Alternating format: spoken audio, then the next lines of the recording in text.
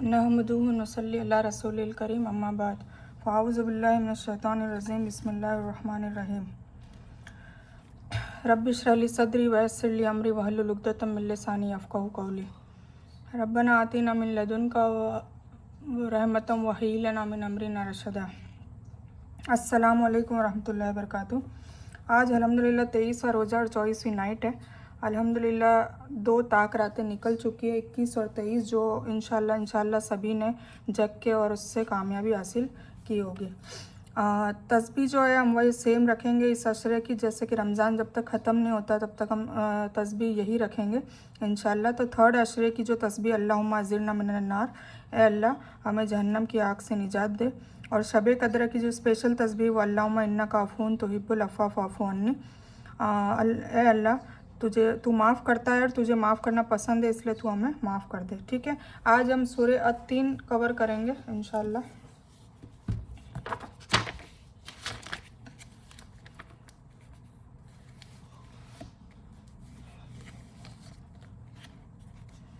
आऊज़ु बिल्लाहि मिनश शैतानिर रजीम बिस्मिल्लाहिर रहमानिर रहीम में सिर्फ तर्जुमा बयान करूँगी। सूरत अत-तीन जो है मक्का में उतरी और इसमें 8 आयत है। अल्लाह के नाम से शुरू करता हूँ जो बड़ा मेहरबान निहायत रहम करने वाला है।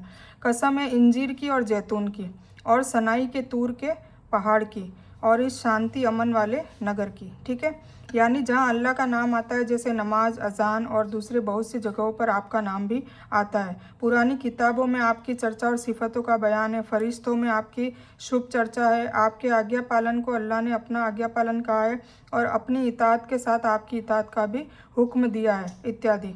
आप मतलब आप सल्लल्लाहु अलैहि वसल्लम, हमारे रसूल सल्लल्लाहु अलैहि वसल्लम की बात यहाँ पर हो रही है कि जहाँ भी अल्लाह का नाम आता है, जैसे कि नमाज हो गया, अजान हो गई, दूसरे बहुत सी जगहों पर जहाँ भी अल्लाह का नाम आता है वहाँ पर हुजूर पाक सल्लल्लाहु की चर्चा होती है। ठीक है, पुरानी किताबों में, सिफतों में, फरिश्तों में कोई भी अल्लाह की इताअत की बात होती है तो अल्लाह ताला तुरंत कहता है वातिउल्लाह वातिउर रसूल, मतलब मेरी इताअत करने का मतलब है कि मेरे रसूल की इताअत करो। तो हर जगह पर अल्लाह ताला यही कह रहा है, क्योंकि हुजूर पाक सल्लल्लाहु अलैहि वसल्लम ने जो अल्लाह ने सिखाया वो डिट्टो उनकी उम्मत को बता दिया, ना उसमें कोई मिलावट की अल्हम्दुलिल्लाह और ना कोई उसमें कोई कुशादगी की और ना उसमें कोई कमी की। ठीक है, जैसा अल्लाह ताला ने कहा वैसा के वैसा इखलास की नीयत से बता दिया। ठीक है, इसीलिए हुजूर पाक सल्लल्लाहु अलैहि वसल्लम का मर्तबा इतना बड़ा है और वो रसूलों के भी सरदार कहलाए जाते हैं। ठीक है, तो इसमें हुजूर पाक सल्लल्लाहु अलैहि वसल्लम की तारीफ़ बयान करी है। इससे मुराद ये है कि जो शांति वाले नगर की जो बात करी है और इस शांति वाले नगर की अल्लाह ताला कसम खाता है, तो इससे मुराद ये है कि ये पाक नगर मक्का है जिसमें लड़ाई हराम है। ठीक है, इसके सिवा जो इसमें दाखिल हो जाए उसको शांति मिल जाती है। कुछ मुफस्सिरों का कहना है कि हकीकत में 3 जगहों की कसम है जिनमें से हर एक में महान पैगंबर भेजे गए। ठीक है ना, मतलब सब अपने अपने हिसाब से बहुत आला है, अफजल है। तो कैसे अफजल है, जैसे हुजूर पाक सल्लल्लाहु अलैहि वसल्लम सबसे आला है, सबसे अफजल है। इंजीर और जैतून से मुराद है वह इलाका जहाँ उसकी उपज है और वह बैतुल मुक़द्दस है। कहाँ पर ज़्यादा होती है इंजीर और जैतून? बैतुल मुक़द्दस में होती है। ठीक है, जहाँ हज़रत ईसा पैगंबर बनकर आए थे। मतलब ये जो अभी गाज़ा में अभी जो मस्जिद अक्सा का जो हो रहा है सारा, आप लोगों ने सुना ही होगा, तो वो बैतुल मुक़द्दस उसका नाम कहलाया जाता है। पहले हमारा काबा भी इसी तरफ था, पर जैसे कि हुजूर पाक सल्लल्लाहु अलैहि वसल्लम की दिली तमन्ना थी कि काबा सबसे पहले तो वैसे काबा इब्राहिम अलैहिस्सलाम के वक्त काबा तामीर किया गया था, तो इब्राहिम अलैहिस्सलाम के वक्त काबा ही था, मक्का था। ठीक है, फिर धीरे धीरे उसको उजाड़ दिया गया और फिर बैतुल मुक़द्दस में वो काबा हुआ बनी इसराइल के टाइम पे।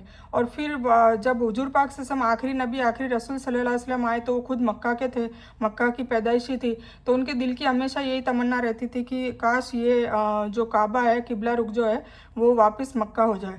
तो एक बार क्या होता है, ज़ोहर की नमाज़ पढ़ रहे होते हैं और चालू नमाज के अंदर ही उनको वही नाजिल होती है और आधी नमाज पढ़ने के बाद आधी नमाज वो दूसरे काबे मतलब मक्का की तरफ बिल्कुल ऑपोजिट साइड में वो पढ़ते हैं।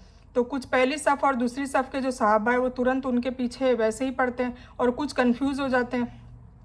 तब फिर बाद में बताया जाता है कि मुझे अचानक चालू नमाज में ही वही आई थी कि काबा तुम्हारी मतलब दिली ख्वाहिश पूरी कर दी अल्लाह ताला ने और काबा चेंज हो गया है। तो पहले बैतुल मुक़द्दस था, वो इस साइड था और वो बिल्कुल ऑपोजिट साइड। तो जो भी उम्रा करने गए होंगे तो मस्जिद किबलातैन, उसका मस्जिद का नाम है किबलातैन, मतलब 2 किबलों वाली मस्जिद, मतलब वहाँ दोनों किबलों में पढ़ के नमाज अदा की जाती है। ठीक है, तो हुजूर पाक सल्लल्लाहु अलैहि वसल्लम ने भी ऐसे ही किया था, क्योंकि वो ज़ोहर की नमाज़ पढ़ रहे थे तो 2 रकात जैसे ही उन्होंने अदा की और वही नाजिल हुई और उनको तुरंत हुक्म हो गया कि अभी के अभी तुम काबा चेंज करो। तो फिर उन्होंने बिल्कुल ऑपोजिट साइड में घूम के और सारी सफ़ों को चीरते हुए वापस वो सबसे बैक साइड में गए और वहाँ पर फिर 2 रकात ज़ोहर की फ़र्ज वो अदा करी।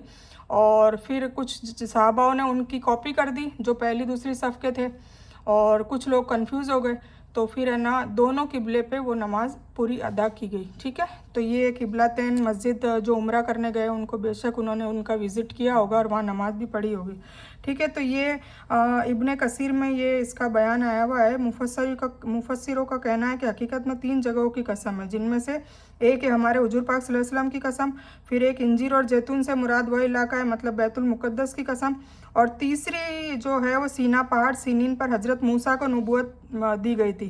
तूरे सीनीन कहा जाता है ना, सीना पहाड़, तूर की पहाड़ी, जहाँ पर वो आग ढूंढने के चक्कर में गए थे। जब वापस वो अपनी बीवी बच्चों के साथ वापस मिस्र की ओर जा रहे थे, तब वो ठंड बहुत ज़्यादा होने की वजह से जब वो आग ढूंढते हैं कि थोड़ी सी गर्माहट आ जाए, तो उनको एक आग तूर पहाड़ी पे दिखाई देती है, आग की लपटें। तो जैसे ही वो जाते हैं, पर वो एक्चुअली में अल्लाह की आवाज़ के ज़रिए कलामुल्लाह कहा जाता है मूसा अलैहिस्सलाम को, तो अल्लाह ताला से गुफ्तगू होती है उसके ज़रिए। ठीक है, तो ये उसकी कसम खाई जा रही है, मतलब तीनों महान चीज़ों की कसम खाई जा रही है। तो बेशक हमने इंसान को बहुत अच्छे रूप में पैदा किया, बहुत अच्छे रूप में, मतलब जब वो छोटा बच्चा होता है फिर धीरे धीरे जवान होता है तो खूबसूरत पैदा होता है। फिर अल्लाह ताला कहता है जैसे ही वो जवान होता है फिर जवानी से धीरे धीरे वो वापस बुढ़ापे की तरफ जाता है, तो फिर उसे नीचों से नीचा कर दिया, मतलब फिर उसको वापस बुढ़ापे की तरफ अल्लाह ताला ले जाया जाता है। तो जब मतलब एक खून के लोथड़े से, जैसे हमने पिछली बार पढ़ा था कि खून के लोथड़े से जब वो पैदा किया जाता है, एक बेजान चीज़ से वो पैदा हुआ होता है और फिर वो मर जाता है, तो तुम लोग यकीन क्यों नहीं करते उस दिन के लिए कि जब वो क़यामत के दिन वापस मरे हुए मुर्दों को वापस से ज़िंदा कर पाएगा? क्यों नहीं कर पाएगा? जब वो ये कर सकता है तो वो भी कर सकता है। तो हमें ये निशानियों से इबरत हासिल करनी चाहिए। जैसे कि ज़मीन को फाड़ के, एक बीज होता है, वो ज़मीन को फाड़ के पौधे के रूप में वो बनता है, फिर वो धीरे धीरे अनाज भी देता है, फिर धीरे धीरे वो मर जाता है और फिर उसी का एक बीज होता है, वो वापस से उसी दूसरे पौधे की उत्पत्ति करता है। इसी तरीके से हमारा भी हशर किया जाएगा। तो बेशक हमने इंसान को बहुत अच्छे रूप में पैदा किया, फिर उसे नीचों से नीचा कर दिया। नीचों से नीचा कर दिया का मतलब है यह इशारा इंसान की बहुत ज़्यादा उम्र की तरफ, बुढ़ापे की तरफ की निशानी है, जिसमें जवानी और यौवन के बाद बुढ़ापा और कमजोरी आ जाती है। इंसान की समझ बच्चे की तरह, मतलब उसकी समझ भी बच्चे की तरह हो जाती है बुढ़ापे में आके। यह इंसान से खिताब है फटकार के लिए। अल्लाह ने तुझे अच्छे रूप में पहले बनाया और इसके खिलाफ वह तुझे अपमान के घड़े में भी गिरा सकता है। मतलब कभी भी ऊंच नीच कभी भी इंसान को आ सकती है, तो इंसान को तकब्बुर नहीं करना चाहिए। इसका मतलब है कि दोबारा जीवन देना कठिन नहीं है, इसके बाद भी तू क्या क़यामत के बदले का इनकार करता है? कुछ लोग इनकार करते हैं ना कि क्या मरो को ज़िंदा कैसे कर सकता है, नाउज़ुबिल्लाह, अल्लाह के लिए कहा जाता है। तो ज़्यादातर लोग जो नॉन मुस्लिम से वो ये बातें करते हैं कि हम नहीं मानते कि जब हमें, मतलब जैसे मुशरिकों को जला दिया जाता है, हवा में उड़ा दिया जाता है राख को, तो अल्लाह, और जैसे कब्र में उनको दफनाया जाता है मुस्लिमों को, तो वो हड्डी हड्डी हो जाती है। तो उन लोगों का ये मतलब ख्याल है कि कैसे हड्डियाँ इकट्ठा होगी, कैसे सब वापस ज़िंदा हो जाएंगे। तो उन लोगों का अकीदा कमज़ोर है। तो अल्लाह ताला निशानियाँ दे दे के बता रहा है कि जब मैं ये सारी चीज़ें कर सकता हूँ, तो क्या क़यामत के दिन में मैं वापस तुम्हें ज़िंदा नहीं कर सकता? तो लेकिन जो लोग ईमान लाए, मतलब जो ईमान लाए, मतलब अल्लाह पे भरोसा करते हैं, अल्लाह पे यकीन करते हैं, जो गैबी बातों को मानते हैं, जैसे कि मुस्लिम सरे खम तस्लीम करने वाला उसका तर्जुमा है। मतलब वो फर्माबरदार भी और अल्लाह की सारी कही गई बातों को मानता है, ईमान लाता है, भरोसा करता है। मतलब न तो उसने जन्नत देखी ना दोजख देखी, फिर भी वो मानता है। उसने फरिश्ते नहीं देखे, फिर भी फरिश्तों को मानता है। ठीक है, उसने मलिकुल मौत को नहीं देखा, फिर भी वो उसको मानता है, उसको पता है कि मरना है। ठीक है, कब्र में क्या हशर होगा, वो सब चीज़ें हमारी किताबों में लिखी गई, तो उस चीज़ को भी मानता है। तो कई गैबी चीज़ें हैं जो मुस्लिम मानता है। क्यों मानता है? क्योंकि उसको अल्लाह पे भरोसा है, अल्लाह की कही गई हर बात पे उसको भरोसा है। तो एक मुस्लिम और एक मोमिन को अल्लाह पे ये भी भरोसा है कि क़यामत के दिन वो बेशक सब मुर्दों को ज़िंदा करके वापस खड़ा करेगा और मैदान हश्र में इकट्ठा करेगा। ठीक है, तो लेकिन जो लोग ईमान लाए और फिर नेकी के काम किए तो उनके लिए ऐसा बदला है जो कभी ख़त्म ना होगा, है ना। तो जो ईमान लाएंगे और यहाँ दुनिया में कुरान पाक और मतलब कलामुल्लाह, अल्लाह की किताब किताबुल्लाह सॉरी अल्लाह की किताब, हुजूर पाक सल्लल्लाहु अलैहि वसल्लम की हदीस और उनकी सुन्नतों पे जो चलेगा और मरते दम तक चलता रहेगा और गुनाहों से बचता रहेगा और अल्लाह के हुक्मों की इताअत करेगा और हुजूर पाक सल्लल्लाहु अलैहि वसल्लम की इताअत करेगा, तो उसके लिए अल्लाह ताला कह रहा है कि ऐसा बदला है जो कभी ख़त्म नहीं होगा, मतलब हमेशा हमेशा के लिए उसको जन्नत मिल जाएगी। ठीक है, तो तुझे अब बदले के दिन को झुठलाने पर कौन सी बात आमादा करती है? तो ये अल्लाह ताला इंसानों को फटकार के रूप में कह रहा है, गुस्से के रूप में कह रहा है कि तुझे जब मैं इतनी इबरतें अलग अलग, जैसे हम लोग कई इसमें एग्जांपल्स देख सकते हैं कि सूरज को डुबाता भी है, फिर वापस उसको उगाता भी है, रात आती है, रात के बाद दिन आती है। तो हर चीज़ वो मतलब वो दिखा रहा है कि मैं हर चीज़ को गुलूब भी कर सकता हूँ और उसको तुलू भी कर सकता हूँ, उसको डुबा भी सकता हूँ, उसको उभार भी सकता हूँ, उसमें ऊपर भी कर सकता हूँ, नीचे भी कर सकता हूँ। जैसे इंसान को वो पैदा करके पहले बचपन से वो धीरे धीरे उसको जवानी में उसको ताकत भी देता है, कुव्वत भी देता है, खूबसूरती भी देता है, उसके बाल काले होते हैं, स्किन टाइट होती है, और जैसे जैसे वो आगे उम्र को जाता है तो झुर्रियाँ पड़ने लग जाती है स्किन पे और बदसूरती आ जाती है, कमजोरी आ जाती है, दिमाग भी उसका कमज़ोर हो जाता है। तो अल्लाह ताला ये सब क्यों सारा करके दिखा रहा है कि हम इन चीज़ों से इबरत हासिल करें कि ये जब ये सब कुछ कर सकता है तो फिर ये भी क्यों नहीं कर सकता। ठीक है, तो क्या अल्लाह ताला सभी हाकिमों का हाकिम नहीं है? बेशक है। तो अल्लाह ही हिकमत वाला है, अल्लाह ही हाकिम है। ठीक है, तो ये आज सूरह 3 हमने कंप्लीट कर ली अल्हम्दुलिल्लाह। आज की दुआ जो मैंने लिखी है रब्बी ज़िदनी इल्मा है, इसका मतलब है ए अल्लाह हमारे इल्म में इजाफ़ा कर। मतलब हमें हमेशा ये दुआ करते रहना चाहिए कि जो भी नफ़े बख्श इल्म है, चाहे हम दुनिया के हवाले से कोई इल्म हासिल कर रहे हो, चाहे कोई दुनिया की पोस्ट या डेजिग्नेशन हासिल करने के लिए इल्म हासिल कर रहे हो, या कोई दुनिया की कोई जानकारी के लिए इल्म हासिल कर रहे हो, या फिर हमें आखिरत के लिए कुरान या हदीस के लिए इल्म हासिल कर रहे हो, तो सबके लिए दुआ मतलब होती है, उस पर सेट होती है। तो आप लोगों को, बच्चों को भी सिखानी चाहिए और आप लोग खुद भी पढ़ें, रब्बी ज़िदनी इल्मा। ठीक है, आज की जो रात है वो ताक रात नहीं है, तो आप चाहो तो सो भी सकते हैं आज, ऐसा कुछ नहीं है। फिर तहज्जुद के टाइम आप इंशाल्लाह 3 साढ़े 3 बजे उठ जाएं, तहज्जुद पढ़ें और दुआ मांगे और नमाज की मश्क करें।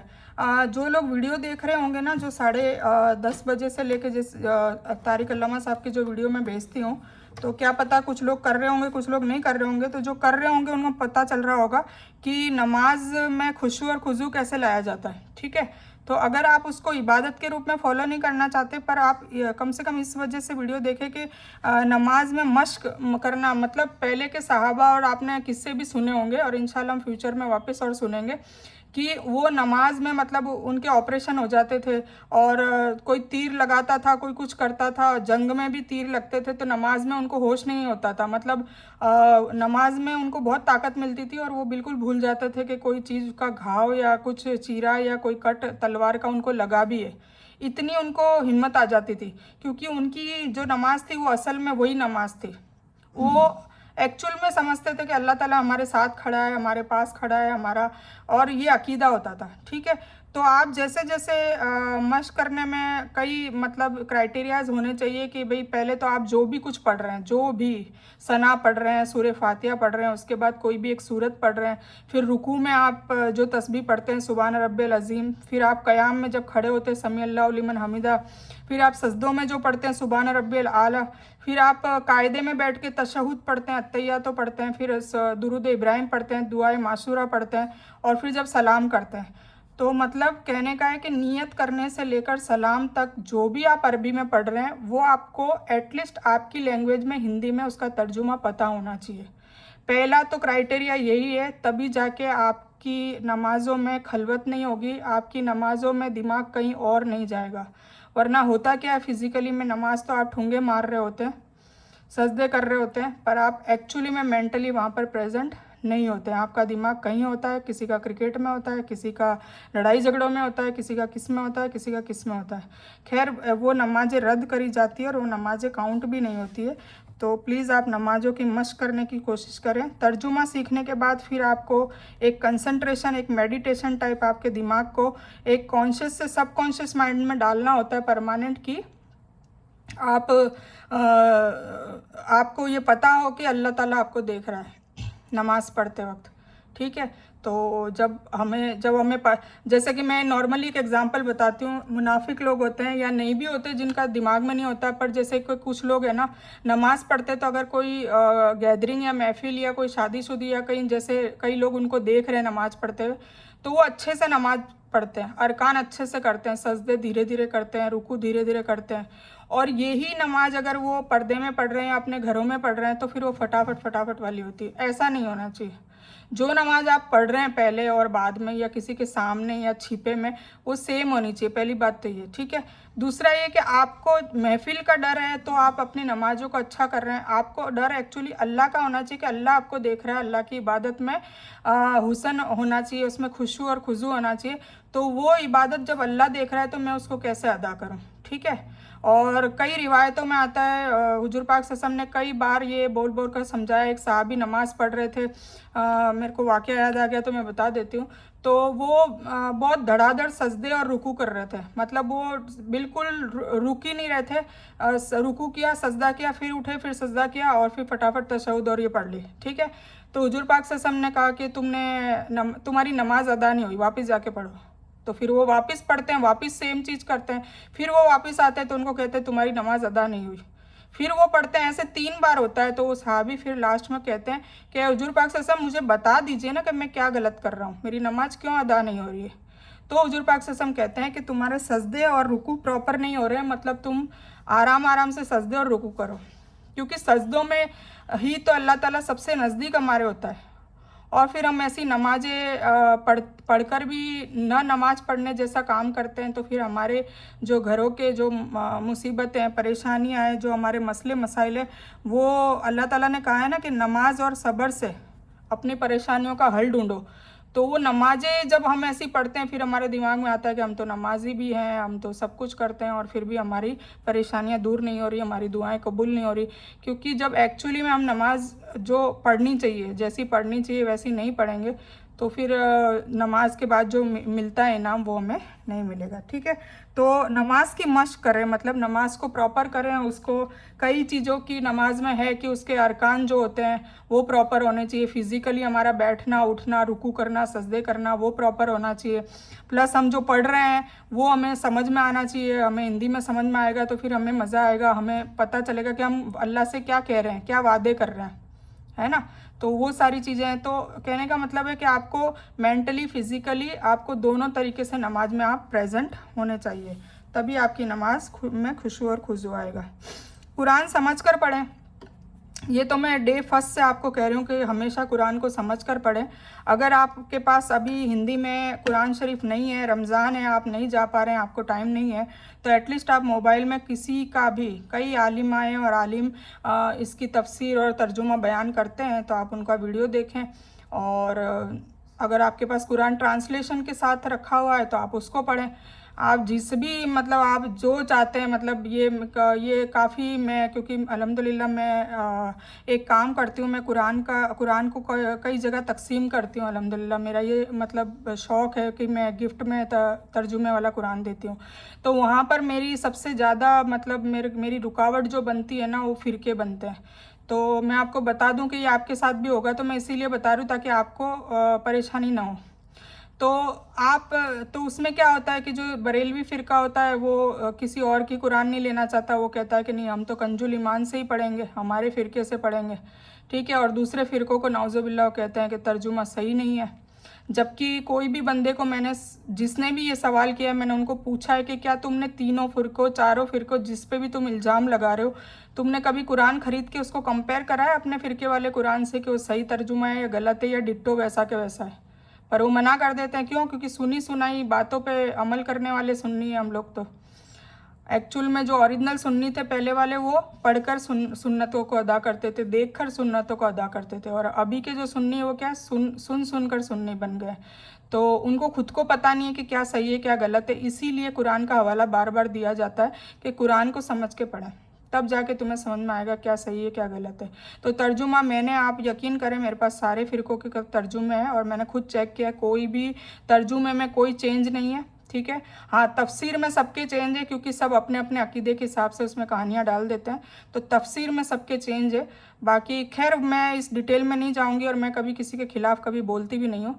तो मैं तो आपको आइडिया दे रही हूँ कि जब भी आप कुरान का ये शौक़ पैदा करें, जैसा कि मैं करती हूँ, कि आप कुरान बांटें, क्योंकि सबसे अनमोल तोहफ़ा कुरान ही है जो तर्जुमे के साथ अगर आप देंगे किसी अपने चहीते को, और उससे उसकी तब्दीली आएगी, उसके जीवन में ट्रांसफॉर्मेशन होगा, उसके अखलाक चेंज होंगे, उसके अकवाल चेंज होंगे, उसके अफ़ाल, उसके अमाल सब चेंज होंगे, तो वो आपको कितनी दुआएं देगा। और वो दुआएं मान लो नहीं भी देता है तो आप तो सदका जारिया बन गए। अल्लाह की किताब में, अल्लाह के दिमाग में, मतलब अल्लाह की जो लिस्ट है उसमें आपका नाम आ गया कि आपने दावत का काम किया, चाहे आपने ज़ुबान से किया हो, हाथ से किया हो, या अपने पैसों से किया हो, माल से किया हो, तन से किया हो, धन से किया हो, मन से किया हो, कोई भी तरीका हो, पर वो अल्लाह इसको नोट करवा देता है, ठीक है। तो आपने, अगर आप खुद नहीं तबलीग कर सकते, खुद को इतना इल्म नहीं है, तो एटलीस्ट आप कुरान तर्जुमे वाला दे सकते हैं। तो उसमें आप क्या करें कि जो जिस फ़िरके का है ना, जैसे कोई बरेलवी फ़िरके को आप दे रहे हो, तो पहले आप फ़िरका समझ ले, उनका जान ले कि भाई किस फ़िरके से, उसी फ़िरके का आप दे दे। अपने को कोई फ़र्क नहीं पड़ता, अपन को तो बस एटलीस्ट वो कुरान को समझ कर पढ़े, ये अपना मेन मकसद है, ठीक है, चाहे वो किसी फ़िरके से पढ़े, ठीक है। और नाउजुबिल्ला ये कभी नहीं कहना चाहिए, हालांकि मैंने वर्कशॉप में कई एपिसोड में आपको बता रखा है, कभी किसी को जज ना करें, किसी को काफिर ना कहें, किसी को बहतान ना लगाएं, किसी पे इल्ज़ामात ना लगाएं, क्योंकि आपको पता नहीं है कि हकीकत में वो इल्ज़ाम उसने किया नहीं किया। तो वो जो दिल पे लग जाती है वो बात से फिर अल्लाह ताला बहुत नाराज़ होता है, फिर उनके मामलात में असरात होते हैं, फिर वो रोते फिरते हैं कि हमारे साथ क्या हो रहा है, ठीक है। तो सारे जो हमारी ज़िंदगी में जो हम करते हैं, जो परेशानी, वो हमारे अखलाक और हमारे अकवाल, हमारी ज़ुबान से ही होती है, ठीक है। तो कुरान समझ कर पढ़ें और अल्लाह का शुक्र अदा करें कि आखिरकार आप सिरात मुस्तकीम पर पहला कदम रख चुके हैं। सिरात मुस्तकीम पर पहला कदम रखने का मतलब ये है कि आपने कुरान को ले लिया है तर्जुमे के साथ पढ़ने के लिए, ठीक है। तो ये सबसे पहला कदम है। क्यों? क्योंकि मैंने हर बार कहा है और हर बार एक ही बात निकलेगी, क्योंकि एक ही चीज़ है, जन्नत में जाने की जो चाबी है वो है कुरान, हदीस और हुजूर पाक सल्लल्लाहु अलैहि वसल्लम की सुन्नत। ये तीन चीज़ों पे हमें फोकस करना है और उससे हमें क्या पता चलेगी, ईमानियात मतलब तौहीद पता चलेगी, जो जगह जगह पर कुरान में तौहीद का जिक्र आता है। फिर हमें रिसालत पता चलेगी, मतलब हुजूर पाक सल्लल्लाहु अलैहि वसल्लम के कायदे कानून और उनके हिसाब से हमें चलना, उनके नक्शे कदम पर चलना, उनको कॉपी करना। और तीसरी हमें आखिरत का हवाला दिया जाएगा कि आखिरत में जो भी तुम यहाँ दुनिया में जैसे भी काम कर रहे हो, अच्छे कर रहे हो तो तुम्हें जन्नत मिलेगी, बुरे कर रहे हो तो तुम्हें दोजख मिलेगी। तो ये सारी चीज़ें, मतलब ईमानियत, रिसालत और आखिरत, यही हमारे तीन सुतून है। मतलब इसी को हमें सीखना है और ये हम कहाँ सीखने को हमें मिलेगा, हमारे टीचर, हमारे गुरु, हमारे सरकार, हमारे रसूल सल्लल्लाहु अलैहि वसल्लम के ज़रिए सीखने को मिलेगा। तो उनके ज़रिए कैसे सीखने को मिलेगा, उन पे जो वही नाजिल हुई, मतलब कुरान पाक जो नाजिल हुआ 23 सालों में, उसको पढ़कर, एक तो ये है। और फिर जो उन्होंने कहा हदीस पढ़कर, हदीस का मतलब मैंने आपको बता ही दिया था पहले दूसरे वीडियो में कि हदीस का मतलब होता है हुजूर पाक सल्लल्लाहु अलैहि वसल्लम की ज़ुबान से जो भी उन्होंने कहा है, ठीक है, जो करने को कहा है और जो न करने को कहा है। तो जो करने को कहा है वो करना है, जो न करने को कहा है वो नहीं करना है, ठीक है। और फिर उनको आइडियल बना के, उनको एक हमारा आदर्श बना के, वो कैसे सोते थे, कैसे बैठते थे, क्या अस्कार करते थे, कैसे नमाज पढ़ते थे, तो उनको कॉपी करना है। तो उनको कॉपी करने के लिए हमें क्या पढ़नी पड़ेगी, उनकी शरीयत पढ़नी पड़ेगी, उनकी सीरत पढ़नी पड़ेगी, मतलब उनकी जीवनी पढ़नी पड़ेगी। लेमन लैंग्वेज में कहूँ तो उनकी आत्मकथा या बायोग्राफी, उनकी ऑटोबायोग्राफी पढ़नी पड़ेगी।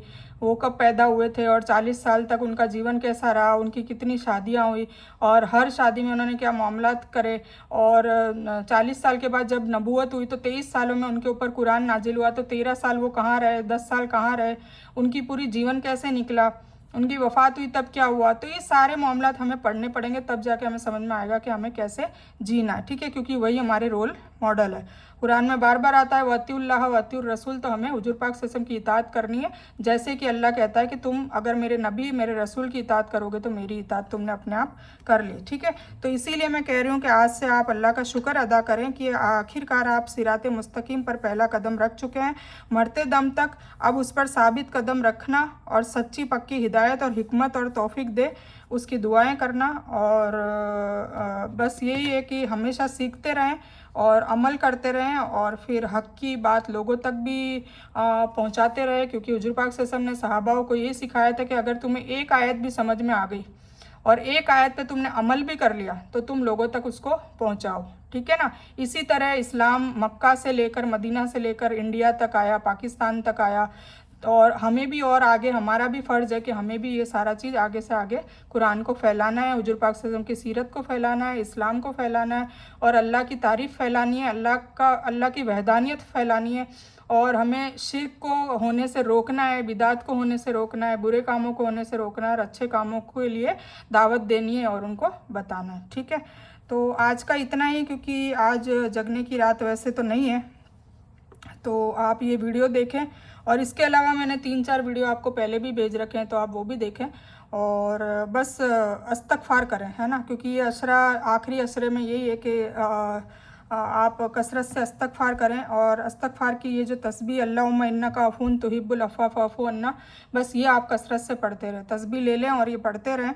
और टाइम मिले तो आप निफले पढ़ें, सलातुल तस्बीह पढ़ें, कुरान का तर्जुमा सुने या पढ़ें और तहज्जुद पढ़ें और दुआ मांगें। ठीक है, तो मैं बयान को यहीं मुकम्मल करती हूँ। तो इस बयान में कुछ भी दीन की अच्छी और हक बात आई है वो सिर्फ़ और सिर्फ अल्लाह की तरफ से है, और बुरी या गलत बात जो गलती से या जज्बात में आकर मेरे मुंह से कुछ भी गलत वर्ड या कोई बात निकल गई हो तो वो मेरी तरफ से है। और इस गलती के लिए मैं अल्लाह जबरजल से और आप सभी लोगों से माफ़ी की तलबगार हूँ। मैं कोई आलिमा नहीं हूँ, मैं सिर्फ तालिब इल्म हूँ। अल्लाह मेरी कोशिश से आपको सही नफ़े वाला इल्म पहुँचाए और मैं आप लोगों की हिदायत और हिकमत में सदका जारिया बनूँ, बस यही मेरी तमन्ना है। आमीन सुम्मा आमीन या रब्बल आलमीन। रब्बना आतिना मिन लदुनका रहमतन व हय्यि लना मिन अमरिना रशदा।